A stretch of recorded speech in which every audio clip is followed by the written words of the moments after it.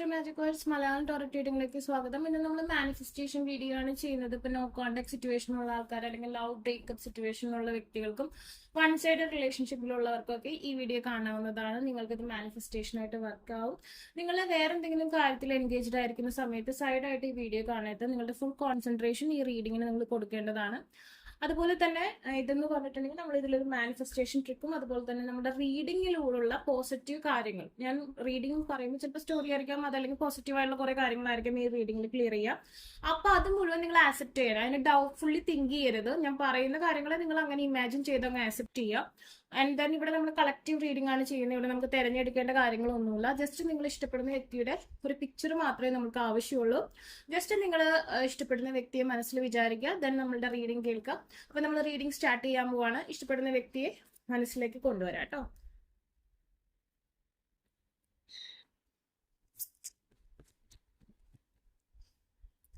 Nine of Swords, Ace of Wands,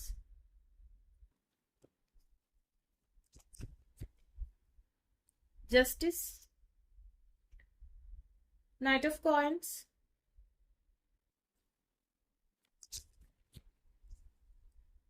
Princess of Swords, the Wheel of Fortune,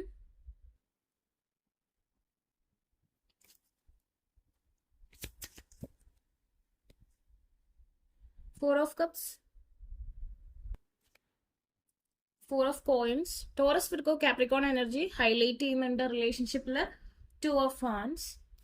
ഇപ്പോൾ റിലേഷൻഷിപ്പിന്റെ current status എന്ന് വെച്ചിട്ടുണ്ടെങ്കിൽ ആ person നിങ്ങളോട് physical attraction ആണ് കൂടുതൽ, മെന്റൽ അട്രാക്ഷനേക്കാൾ കൂടുതൽ ഫിസിക്കൽ അട്രാക്ഷൻ ആണ് ഉള്ളതെന്നാണ് കാണുന്നത്. ഇപ്പോൾ നിങ്ങൾ നോ കോണ്ടാക്ട് ബ്രേക്കപ്പ് സിറ്റുവേഷനുള്ള വ്യക്തികളാണെന്നുണ്ടെങ്കിൽ നിങ്ങൾക്ക് പരസ്പരം അങ്ങോട്ട് രണ്ടുപേർക്കും ഒരു പെയിൻ ഉണ്ട്, രണ്ടുപേർക്കും ചില കുറ്റബോധങ്ങളുണ്ട്, രണ്ടുപേർക്കും ഒരു പെയിൻഫുൾ ആയിട്ടുള്ള സിറ്റുവേഷനിൽ കൂടിയാണ് പോകുന്നത്. അല്ലാതെ നിങ്ങൾ വിചാരിക്കും ആ പേഴ്സൺ ഇപ്പോൾ മിണ്ടാതിരിക്കുന്നുണ്ടെങ്കിലും വളരെ ഹാപ്പിയാണ്, അങ്ങനെ ചിന്തിക്കേണ്ട. പക്ഷെ ഞാൻ പറയുന്നത് ഇവിടെ ലവിനേക്കാൾ കൂടുതൽ ലസ്റ്റ് ആണ് ആ പേഴ്സണെ ഫീൽ ചെയ്യുന്നത്. വളരെയധികം നിങ്ങളോടൊരു പാഷൻ, സെക്ഷൽ ഫാന്റസീസ് നിലനിൽക്കുന്ന ഒരു സാഹചര്യം ഇവിടെ കാണുന്നുണ്ട്. ജസ്റ്റിസ്, നിങ്ങളുടെ ബന്ധത്തിന് ജസ്റ്റിസ് തരണമെന്ന് യൂണിവേഴ്സിൽ ആഗ്രഹിക്കുന്ന, അല്ലെങ്കിൽ യൂണിവേഴ്സിൽ നിങ്ങളുടെ ബന്ധത്തിന് നീതി നടപ്പാക്കുന്ന ഒരു സാഹചര്യം വരാൻ പോകുന്നതായിട്ട് കാണുന്നുണ്ട്. നൈറ്റ് ഓഫ് കോയിൻസ്, നിങ്ങളുടെ നേർക്ക് ആ വ്യക്തിയെ കൊണ്ടുവരിക, അല്ലെങ്കിൽ ആ പേഴ്സന്റെ ചിന്തകളിലേക്ക് നിങ്ങളെ കൊണ്ടുവന്ന് കൊടുക്കുക എന്നുള്ള രീതിയിലുള്ള ഒരു ടെലപ്പതി ഇപ്പൊ പോസിബിൾ ആവുന്ന ഒരു സാഹചര്യം കാണുന്നുണ്ട്. ആ പേഴ്സൺ ഓൺ ദി വേ ആണ്. ഇപ്പൊ നിങ്ങൾ ലോങ് ഡിസ്റ്റൻസ് റിലേഷൻഷിപ്പ് ആണെങ്കിലോ, ഒന്നുകിൽ ആ പേഴ്സൺ അബ്രോഡ് അല്ലെങ്കിൽ നിങ്ങളിൽ നിന്ന് കുറച്ച് ദൂരെയാണ് ആ പേഴ്സന്റെ സോൾ എന്നുണ്ടെങ്കിൽ ആ പേഴ്സന്റെ സോൾ അല്ലെങ്കിൽ ആ പേഴ്സന്റെ ഫിസിക്കൽ സിറ്റുവേഷൻ നിങ്ങളുടെ നേർക്ക് വരുന്ന ഒരു അവസ്ഥ വരുന്നതായിട്ട് കാണുന്നുണ്ട്. പ്രിൻസസ് ഓഫ് സോൾസ്, ഇപ്പൊ നിങ്ങളുടെ നേർക്ക് ഈവൻ ആ പേഴ്സന്റെ ഒരു എനർജി വരികയാണ്. ഇപ്പോൾ നിങ്ങളിപ്പോ നോ കോണ്ടാക്റ്റിലാണ് അല്ലെങ്കിൽ ബ്രേക്കപ്പ് സിറ്റുവേഷനിലാണെന്നുണ്ടെങ്കിൽ ചിലപ്പോൾ നിങ്ങൾ തന്നെ ആ പേഴ്സണെ പഴിച്ചുകൊണ്ടിരിക്കുന്ന സാഹചര്യങ്ങൾ, അതായത് നിങ്ങൾ രണ്ടുപേരും ഇപ്പൊ നേരിട്ട് കാണുന്നില്ല അല്ലെങ്കിൽ നിങ്ങൾ നേരിട്ട് കോണ്ടാക്ട് ഇല്ലെങ്കിൽ കൂടി നിങ്ങൾ ഓട്ടോമാറ്റിക്കലി ഒരു ജസ്റ്റ് കുറ്റപ്പെടുത്തലുകളോട് കൂടെ നിങ്ങൾ ഒരുപക്ഷെ മനസ്സിൽ തിങ്ക് ചെയ്യേ അല്ലെങ്കിൽ സംസാരിക്കുകയോ ചെയ്യുന്നുണ്ടാവും. അത് ഒന്ന് ഒഴിവാക്കാം. നിങ്ങൾ ആ പേഴ്സണായിട്ട് ഇപ്പോഴും നല്ല രീതിയിലുള്ള ഒരു ബന്ധത്തിലാണെന്ന് നിങ്ങൾ വിശ്വസിക്കുക. ആ പേഴ്സണെ നിങ്ങൾ സ്നേഹിക്കുന്നുണ്ട്, ആ പേഴ്സണെ നിങ്ങൾ കെയർ ചെയ്യുന്നുണ്ട്. അപ്പോൾ നിങ്ങൾ ആ പേഴ്സണായിട്ടുള്ള ഒരു നല്ല ബ്യൂട്ടിഫുൾ ആയിട്ടുള്ള ഹെൽത്തി റിലേഷൻഷിപ്പിലാണെന്നുണ്ടെങ്കിൽ ആ പേഴ്സണോട് നിങ്ങൾ എന്താണ് സംസാരിക്കാൻ ആഗ്രഹിക്കുന്നത്, അങ്ങനത്തെ കാര്യങ്ങളെ കുറിച്ചാണ് നിങ്ങൾ ചിന്തിക്കേണ്ടത്. അല്ലാതെ നിങ്ങൾക്കിടയിൽ എന്തെങ്കിലും തരത്തിലുള്ള നെഗറ്റീവായിട്ടുള്ള കാര്യങ്ങൾ സംഭവിച്ചു അപ്പൊ അതിന്റെ പഴി അല്ലെങ്കിൽ അതിന്റെ ഒരു ബാക്കി പാത്രമായിരിക്കരുത് നിങ്ങളുടെ തോട്ടിൽ വരേണ്ടത്. ഇനി ആ പേഴ്സൺ നിങ്ങളെ കോണ്ടാക്ട് ചെയ്യുകയാണ് അല്ലെങ്കിൽ നിങ്ങൾ നേരിട്ട് കാണുകയാണ് അല്ലെങ്കിൽ നിങ്ങൾക്ക് മെസ്സേജ് അയക്കുകയാണ്, അപ്പോൾ നിങ്ങൾ സംസാരിച്ച് കഴിഞ്ഞു കഴിഞ്ഞിട്ട് മുമ്പ് പാസ്റ്റിൽ നടന്ന കുറെ കാര്യങ്ങൾ നിങ്ങൾക്ക് ക്ലിയർ ചെയ്യാനുണ്ട്. അപ്പൊ അതിനെ പറഞ്ഞ് വീണ്ടും ഒരു വഴക്ക് അല്ലെങ്കിൽ കുറെ ദേഷ്യം അതവിടെ പ്രകടിപ്പിക്കരുത്. അതിനൊരു സമയം കൊടുക്കുക, നമുക്കത് സംസാരിക്കാം. പക്ഷെ ഇപ്പോൾ വരുമ്പോൾ തന്നെ അങ്ങനത്തെ കാര്യങ്ങൾ സംസാരിക്കാതെ ഒഴിവാക്കുക. അതുപോലെ തന്നെ നിങ്ങളുടെ ഇമാജിനറി വേൾഡ് ഉണ്ടായിരിക്കുമല്ലോ. ഇപ്പോൾ ഒരു പേഴ്സണായിട്ട് കോണ്ടാക്ട് ഇല്ലെങ്കിൽ നിങ്ങൾ സ്നേഹിച്ചിട്ടുള്ള വ്യക്തിയാണെങ്കിൽ തീർച്ചയായും നിങ്ങളുടെ ഒരു ഇമാജിനറി വേൾഡിൽ ആ പേഴ്സണോട് സംസാരിക്കുന്നുണ്ടാവാം അല്ലെങ്കിൽ അതിനെക്കുറിച്ച് ചിന്തിക്കുന്നുണ്ടാവും. അതൊരിക്കലും വഴക്കിന്റെ ബാക്കി അല്ലെങ്കിൽ നിങ്ങൾക്ക് കുറ്റപ്പെടുത്തലുകളുടെ ബാക്കി ആവരുത്. തീർച്ചയായും നിങ്ങൾ രണ്ടുപേരും ഹെൽത്തി സിറ്റുവേഷനിലാണ് എന്ന് വിശ്വസിച്ച് ആ രീതിയിലുള്ളൊരു പാമ്പറിങ് ആയിരിക്കണം.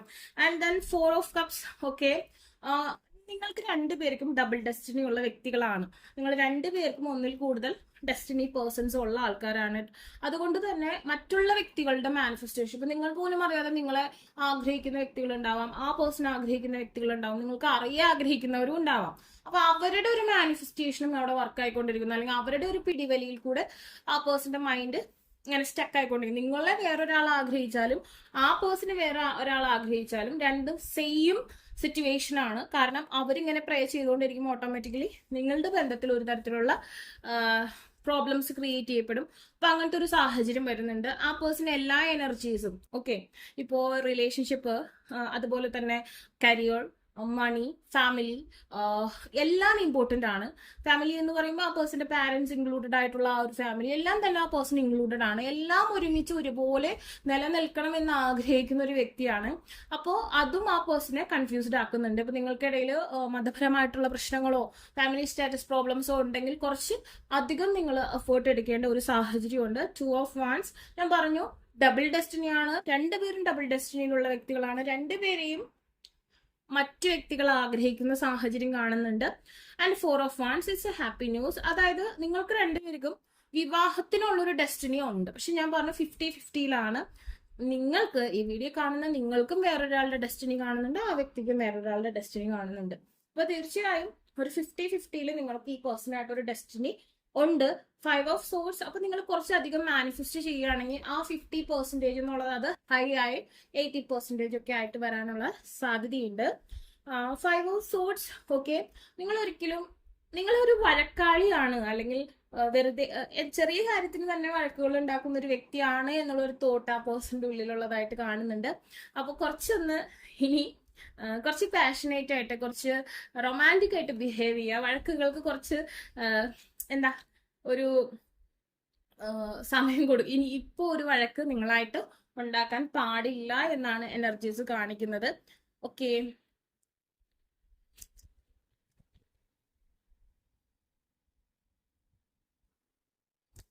Pokker face,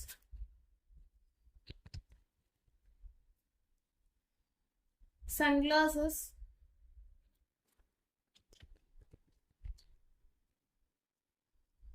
blowing kiss, Cupid arrow. Okay, the golden mirror. കർമ്മ കാണുന്നുണ്ട്. പാസ്റ്റ് ലൈഫ് കർമ്മ നിങ്ങൾക്കിടയിലുണ്ട്. അതുകൊണ്ടാണ് നിങ്ങൾക്ക് ഈ റിലേഷൻഷിപ്പിൽ പെയിൻ എക്സ്പീരിയൻസ് ചെയ്യേണ്ടി വരുന്നത്.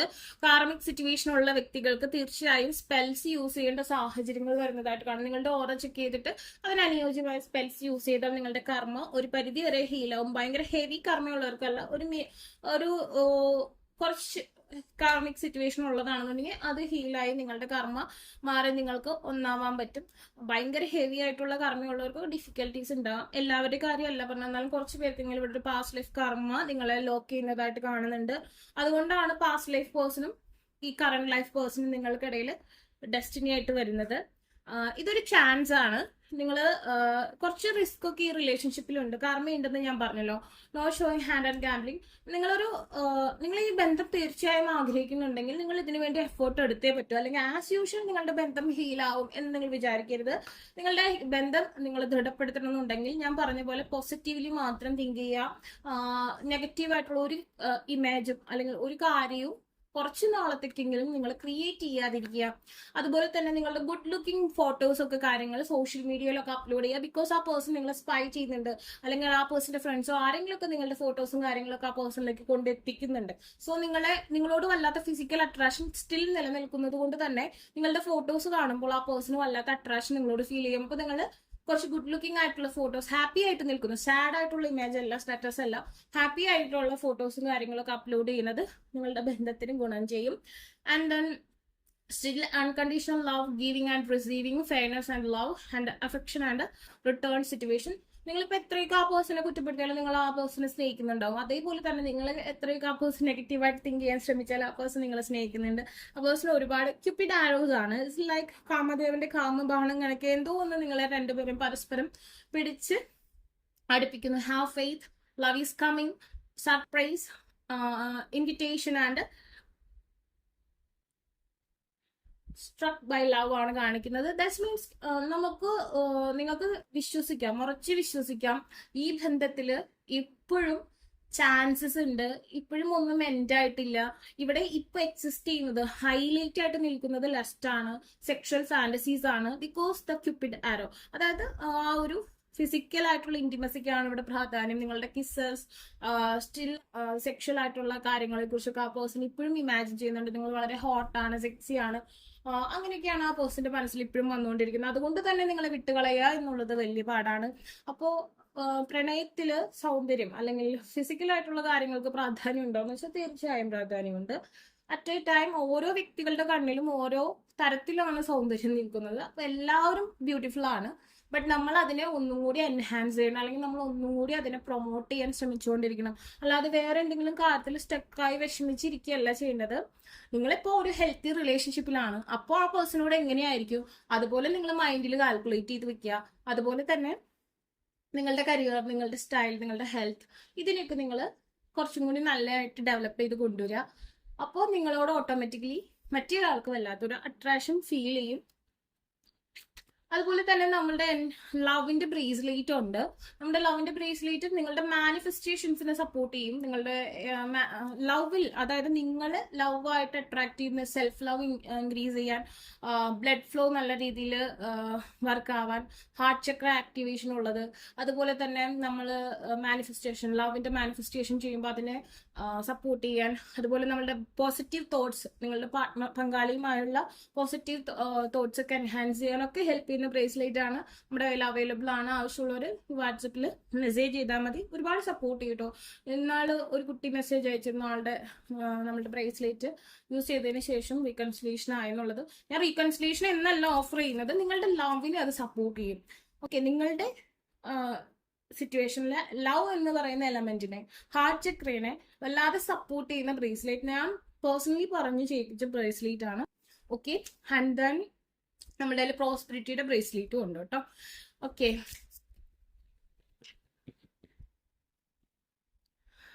I hide behind material things. Just being near you is intoxicating. 2 cards വെച്ചാണ് മെസ്സേജ് വരുന്നത്. അപ്പോൾ കുറെ കാര്യങ്ങൾ നിങ്ങളോട് പറയാണ്ട്. Finding out the truth, trust me, what is the truth? Replay our conversation over and over. Okay, I hide who I really am from you. ആ പേഴ്സന്റെ true feelings ആ person hide ചെയ്ത് വെക്കുകയാണ്. ആൻഡ് ദെൻ കുറെ കാര്യങ്ങൾ, മറ്റെന്തെങ്കിലും കാര്യത്തിൽ BC ആയിരിക്കാൻ ആ പേഴ്സൺ ശ്രമിക്കുകയാണ്. അപ്പൊ നിങ്ങളും അങ്ങനെ മറ്റെന്തെങ്കിലും കാര്യത്തിൽ ബിസി ആയിരിക്കാൻ ശ്രമിക്കാം. എന്ത് കാര്യം അറിഞ്ഞപ്പോഴാണ് ആ പേഴ്സൺ ക്രഷ് ആയതെന്ന് വെച്ചാൽ, ആ പേഴ്സണ് നിങ്ങളെ കുറിച്ചുള്ള ചിന്തകൾ, അല്ലെങ്കിൽ നിങ്ങൾക്ക് അയച്ച മെസ്സേജുകൾ, നിങ്ങൾ ആ പേഴ്സൺ അയച്ച മെസ്സേജുകൾ വീണ്ടും വീണ്ടും ആ പേഴ്സൺ എടുത്ത് റീപ്ലേ ചെയ്തുകൊണ്ടിരിക്കുകയാണ്. പഴയ ചാറ്റൊക്കെ എടുത്ത് ഇങ്ങനെ വായിച്ചുകൊണ്ടിരിക്കുകയാണ്. നിങ്ങളോട് മിണ്ടുന്നില്ലെങ്കിലും നിങ്ങളുടെ മെസ്സേജുകൾ, ചാറ്റുകൾ, ഇതൊക്കെ എടുത്ത് വെച്ച് വായിക്കലാണ് ആ പേഴ്സന്റെ മെയിൻ ആയിട്ടുള്ള പണി.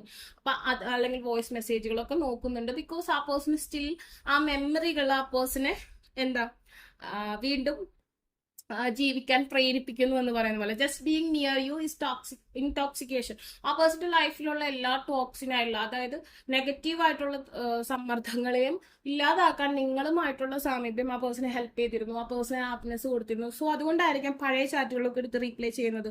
അപ്പൊ അതില് ആ പേഴ്സൺ, ഇപ്പൊ നിങ്ങൾ ചിന്തിക്കുന്ന പോലെ ആയിരിക്കില്ല ആ പേഴ്സൺ ചിന്തിക്കുന്നത്. ആ പേഴ്സൺ ഇപ്പോഴും സ്റ്റിൽ അവിടെ തന്നെ നിൽക്കുകയാണ്. ആ പഴയ കാര്യങ്ങളിൽ ആ പേഴ്സൺ ടൈം സ്പെൻഡ് ചെയ്യാണ്. അപ്പൊ നിങ്ങൾ ഇനി ചെയ്യേണ്ട കാര്യം എന്ന് വെച്ചിട്ടുണ്ടെങ്കിൽ 3 days ഈ റീഡിങ് കേൾക്കുക.